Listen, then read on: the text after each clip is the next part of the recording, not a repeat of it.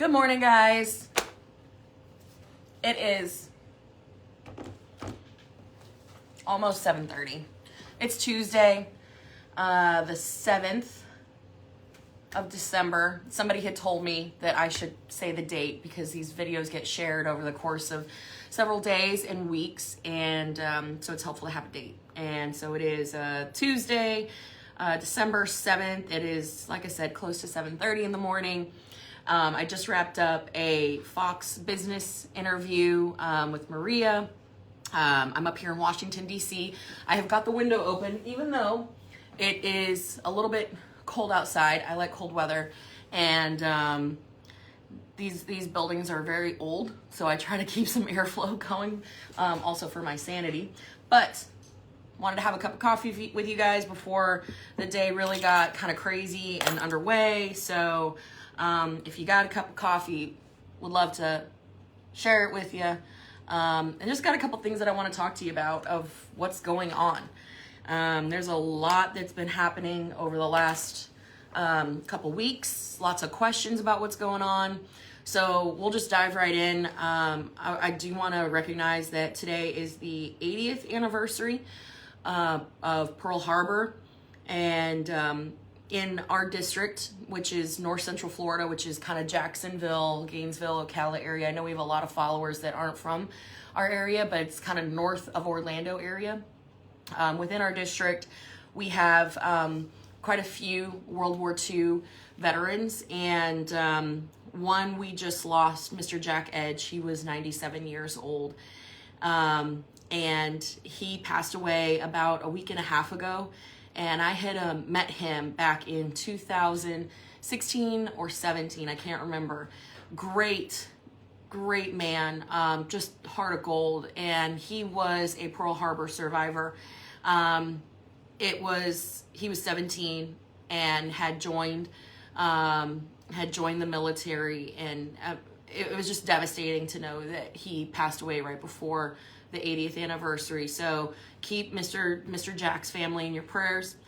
Keep all of those that we lost that day in your prayers, and their families. As y'all know, that was a turning point in our nation's history, and really was the turning point in world history.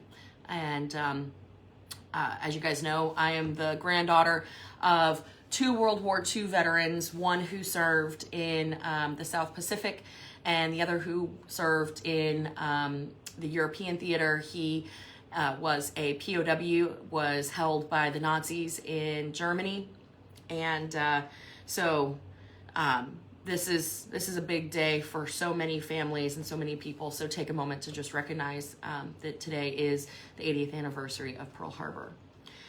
What is going on this week in Washington? I don't even really know where to begin, because the news that I'm getting, the updates that I'm getting internally, they make my stomach turn. A lot of people are wondering, we're hearing on the news that there's going to be a debt ceiling vote, there's going to be the National Defense Authorization Act vote, and let me just kind of break that down. So you're going to hear on the news, National Defense Authorization Act. People refer to that as the NDAA. It's just easier to refer to it that way. Everybody calls it the NDAA. It is an annual bill that is considered a must-pass bill. So it is typically supported bipartisanly, Republicans and Democrats, and it is what funds our military, and it's an important bill. But there's all kinds of things within that bill that are controversial, that need to be worked out. The House, we passed the preliminary version several months ago, and it has been sitting at the Senate. The Senate has been trying to take it up on a vote, and they have many different provisions in the House version. So how it works is once it passes the House, it goes to the Senate, and then it goes to what is called conference. And within that conference is where the differences in the two bills are worked out, and then it goes back for a final vote. Now, what we're trying to do is get the Senate version put on their calendar, their schedule, so that they can vote on it. But there's a lot of games and trickery that's being played right now. So also happening this week is the debt limit, the debt ceiling will be reached, according to Janet Yellen. The debt ceiling is also a bit of a controversial vote. What we have seen in the Senate side now is talks about combining the vote to marry the debt ceiling with the NDAA. Now, Kevin McCarthy, who is the Republican leader on the House side, has said, no, we're not going to vote on that. We're not doing that. We're not putting our members in that position. That's not going to fly. So now they're trying to figure out how can they get enough votes in the Senate on the debt ceiling vote, because what we're seeing is with the debt ceiling, they're saying that you default, open to interpretation if the debt ceiling is reached and it's not increased. However, the debt ceiling is accounting for funds and money that has already been authorized to be spent. Many people argue that, okay, this government, the Biden administration, has engaged in runaway spending, and without serious reforms to that spending, why would we continue to reauthorize an increase in the debt ceiling? So I think there's some serious reforms that need to be made to spending before we which is why I am against a debt ceiling increase. But marrying it and tying it to the National Defense Authorization Act is, one, it's just political gimmicks and trickery, honestly, to make their life easier so they can ensure they have the votes, while simultaneously compromising national security by holding hostage the National Defense Authorization Act. So this is the game that gets played up here. That is what is on tap for this week, is this really big struggle, this big push and pull, tug of war between the House and the Senate and the NDAA and the debt ceiling increase. And you're going to see a lot of fear-mongering happening in the media. People are going to say, oh my gosh, if the United States defaults, it'll be the first time. Whoa, cool your jets. Thing that people need to realize is that media is literally paid and makes money off of eyeballs. And if they are screaming at the top of their lungs that the ceiling and the sky is falling, they're going to get more eyeballs. So we need to just be cool, calm, and collected moving into this and be rational, use some common sense. Also, there needs to be a separation of the two bills. The National Defense Authorization Act, NDAA, needs to be separated from the debt ceiling vote. The two married, that's just trickery and games, and no one should stand for that. The other thing, there's some controversial things within the NDAA that you're going to see and you're going to hear about. The thing that I would encourage you to do is, one, take a step back and really recognize that there's a long process with the NDAA to get it through both the House, the Senate, and then conference. And when it goes to conference, that's when a lot of those items are kicked out, really worked out. And so there's no need to freak out, is my point. Let me see. Build Back Better. A lot of people have been asking me about Build Back Better and what is going on with that. So let me get a sip of coffee before I dive into that. Okay, so Build Back Better. With everything that is happening right now in Washington, we are in session for this week. And dang it, I had a copy of the session calendar, and now I don't have it. So we get a session calendar towards the end of every year that kind of plans out when we're going to be up here in Washington, when we have committee weeks, etc. And this is the last session week for the House. So we're done after this, supposedly. Now, in years past, we have been called in. This is my first year, but I've known about this for a while. Congress has typically been called back. They play these gimmicky games, government shutdowns, debt ceilings, defaults, right up into the holidays. Again, just poor crisis management. Government should not be run this way, and that's why we're here. We're trying to fix it. So you're not going to see, most likely, a vote on the Build Back Better bill until next year. Why is that significant? You guys who have been following us, you have been making phone calls, you have been reaching out to your members of Congress, both on the House and the Senate side, and really putting the pressure on your representatives in Washington to not pass this bill. You were able to hold off Nancy Pelosi for about 9 weeks. You forced her, because of your outrage, your engagement, your calling of people, you basically forced her and her colleagues to rewrite the bill multiple times. I think it was about 4 times.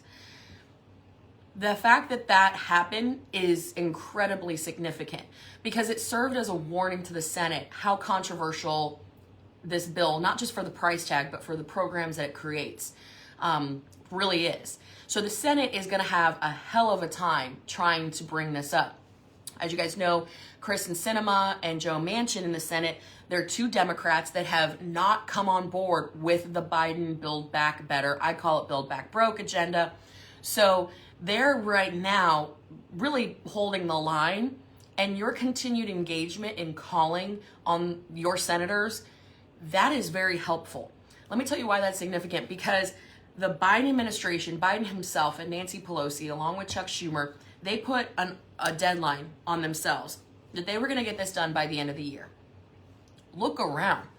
Go to a gas station, fill up your gas tank, go to the grocery store, do anything in everyday middle America, and you know that everything is crazy expensive.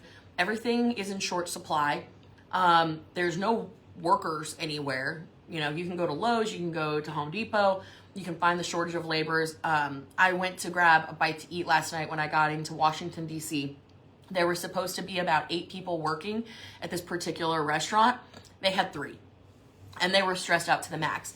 So the Biden administration is in a really, really bad place. They have no idea how devastating the consequences will be if they force it through. What they do know is it's going to be mad because Americans across the board, Republican, Democrat, Independent, are angry. Very, very angry. The inflation is now, I think, at a 45-year high, 40 or 45-year high. It's insane. So they put this artificial deadline of they're going to pass this by the end of the year. As it stands right now, keep in mind, the House is only in session until the end of this week.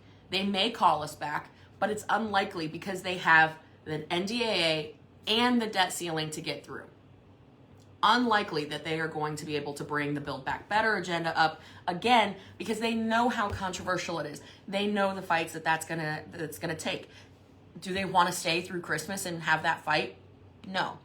So let's take a deep breath and realize that this is a huge win. The fact that we have continued to deny the Build Back Broke agenda, and that gives us a chance to rally and really push hard at the beginning of the year to make sure that this bill never sees the light of day in the Senate. So that's a little bit of good news. The fact that they won't be able to bring it up, it's, like I said, very unlikely. I will put this caveat in there. Everything up here is subject to change on a moment's notice. Nancy Pelosi runs the House, and she changes stuff all the time. I could be here through the weekend. I could be called back next week. It changes at her discretion. That is why it is so important to have the majority, because the majority determines the speed, the timing, when things come to the floor, when you're in session, when you get recalled, all that. So the majority rules on all things. And so that is what is going on. Something else to keep in mind is this week, actually today, we've been getting a lot of notices from security about planned demonstration. There is going to be a ton of liberals that descend on the Capitol, and there's a bunch of planned demonstrations that are going to be happening around the Capitol Hill complex as well as through the city. I think that anytime someone expresses their First Amendment rights, that's great. Has to be peaceful. That is actually in the Constitution, peaceful assembly. And so keep everybody in your prayers. Pray that everything remains very calm and peaceful throughout the day. And I'm going to see if I can read any of the questions. I can't reach. The phone is kind of far away from the desk. So let me see if I can answer any of your questions that are coming up.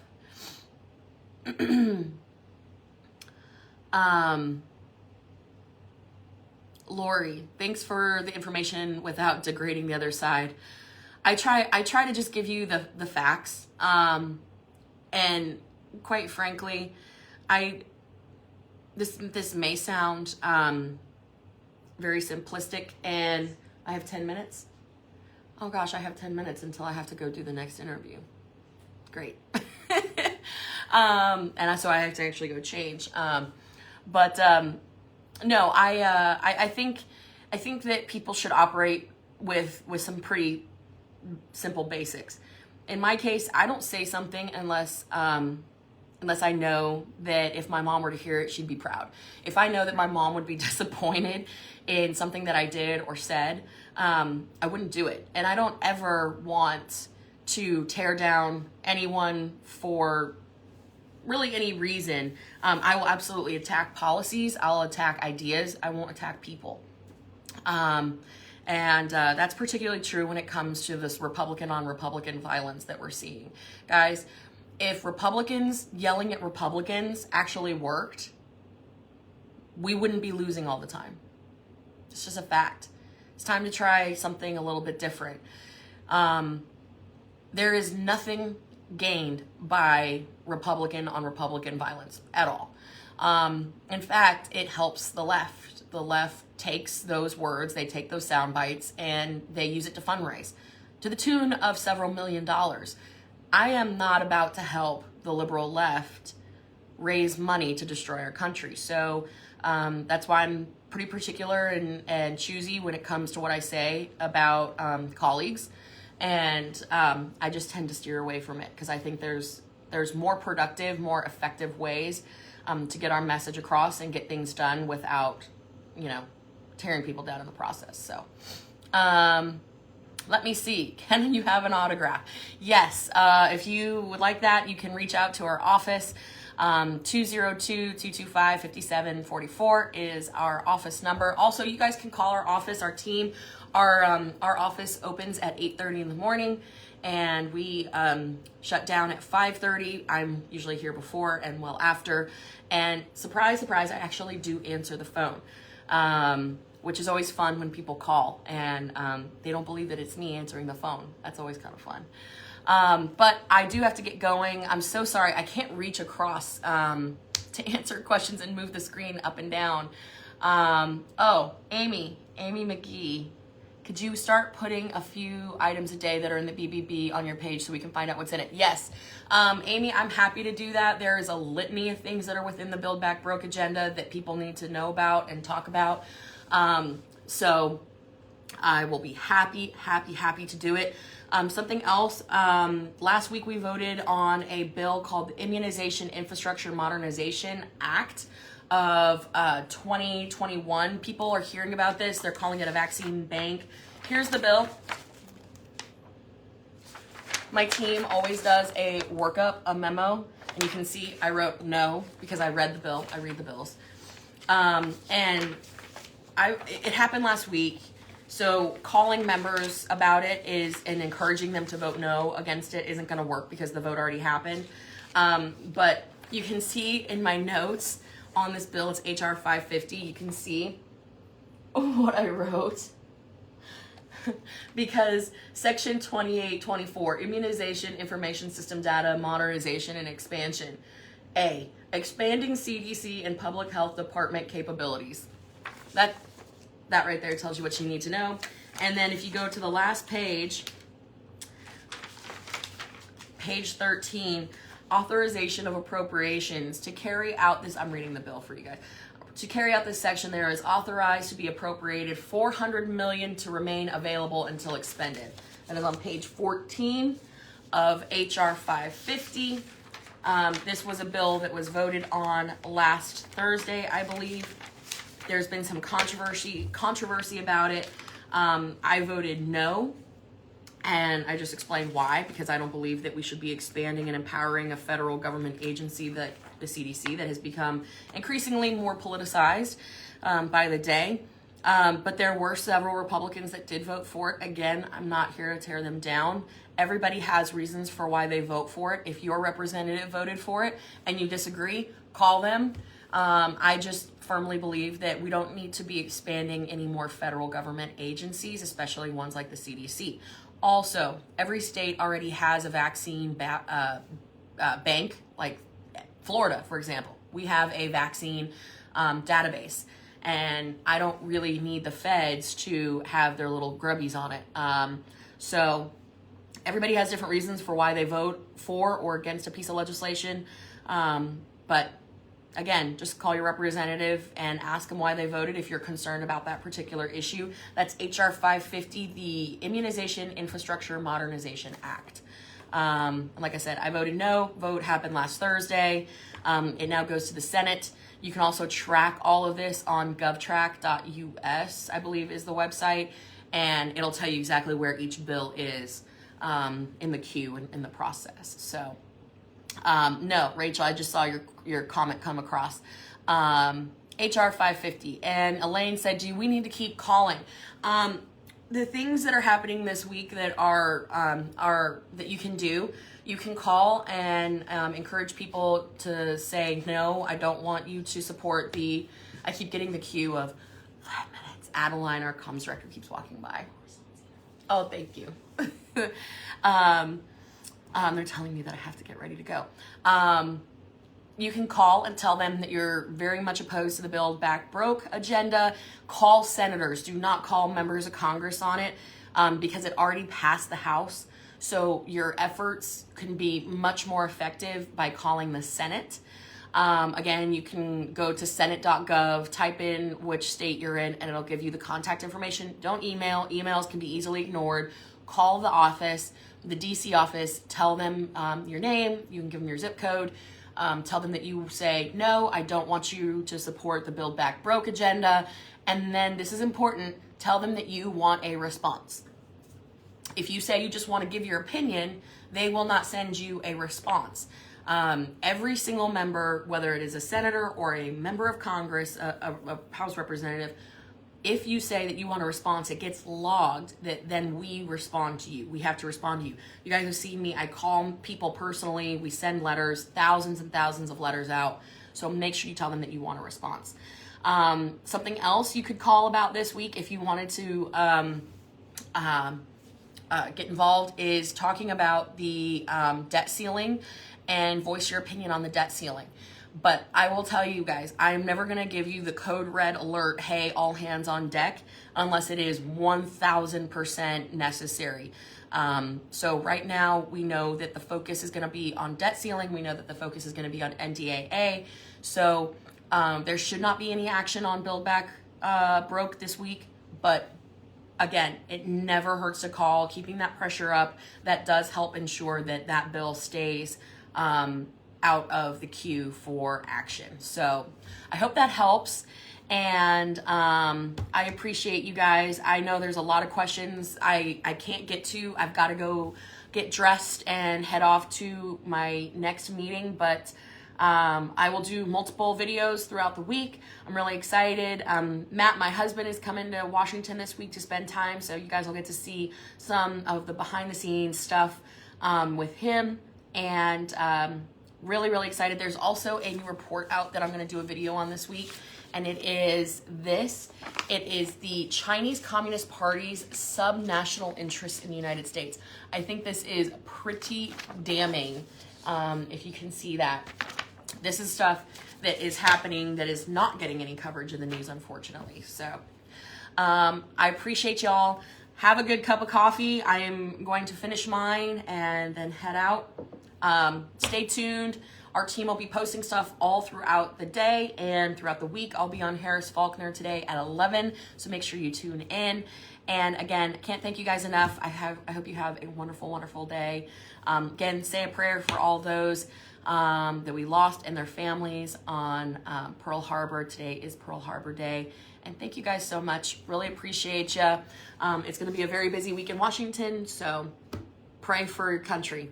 And thank you guys for all that you do. Thanks. Take care.